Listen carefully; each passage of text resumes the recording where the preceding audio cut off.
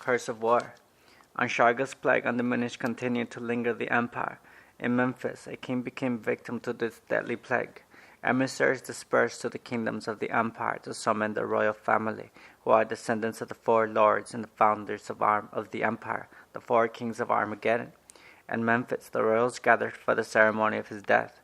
The elder gods, who are the council of gods in Armageddon, considered their funeral gathering a tragic death for their condolences, but to subdue the royal family to their mercy was now in their hands. They cherished the royal family with gifts and blessings to condolence their mourning, but of a gift they sent cursed and will corrupt the bloodline heirs for the kingdom of Abydos.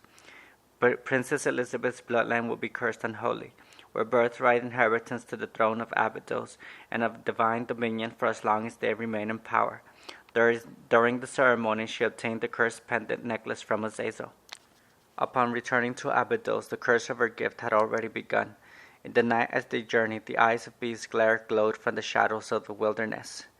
Traces of his curse were recognized by Balaam, who recognized the essence of sorcery carried by the wind in the midst of forest while he traveled in exile. He whirled and sought his victim. He pursued this familiar evil, which reminded him of the necromancy bird Anshargo, and it led to the palace of Elizabeth, the heir of Abydos. In Abydos, Balaam stood humble before Elizabeth's throne, his clothes old, worn out like rags. He shouted and stressed their dire situation to raise arms against the impending threat regarding Elizabeth of the cursed gift, her pendant necklace. It will lure the predators of the night, for it calls to them as we speak. We must shatter and separate the pieces so they become confused and dispersed. While in their confusion they will be vulnerable to your army, and I will seek out the strongest and hunt them for the survival of your kingdom, and the people which will fall prey to these creatures will swarm in hordes and multiply vigorously. The kingdom itself is destined to become their feeding ground if we allow them to gather and multiply. Be aware, for tonight they will silently stalk the lure which summons them, said Balaam. The night was dark with uncertainty.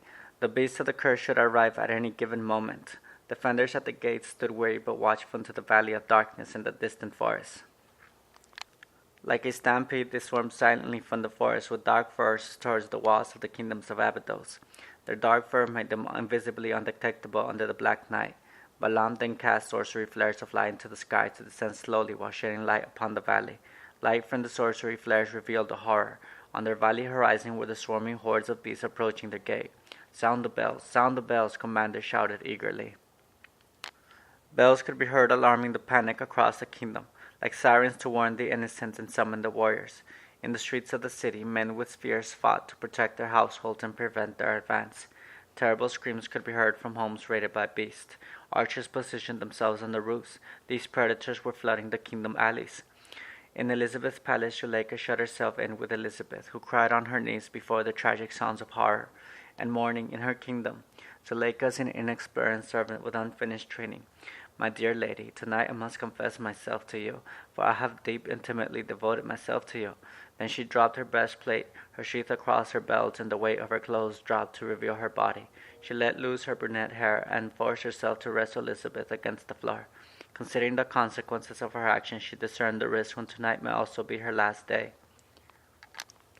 At the front of the palace, Balaam began arguing with arrogant soldiers who refused to obey his recites.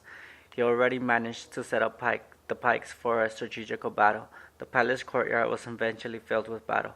Balaam used his sorcery to toss and cast the beasts into the pikes as mortal men battled beside him. Archers positioned themselves on the balcony of the staircase which leads into the palace. Elizabeth's palace was eventually breached as servants yelled for help. Zuleika was among those who battled the palace invasion.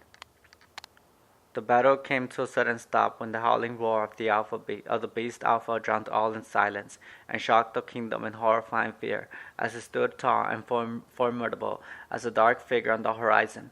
All creatures retreated after its howl. Balaam gathered the stubborn and explained how the beast will continue to return in the night unless their Alpha is killed.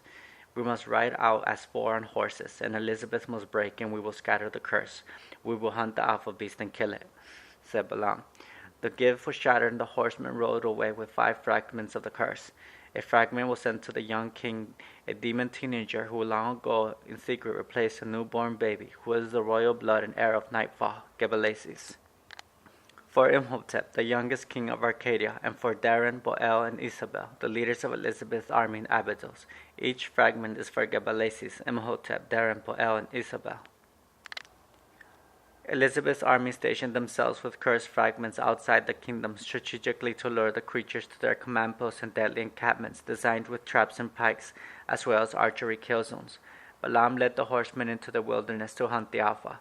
While in the wilderness, he turned the horsemen into living dead, and the woods were dry to their presence, and the water shallows in the rivers and lakes.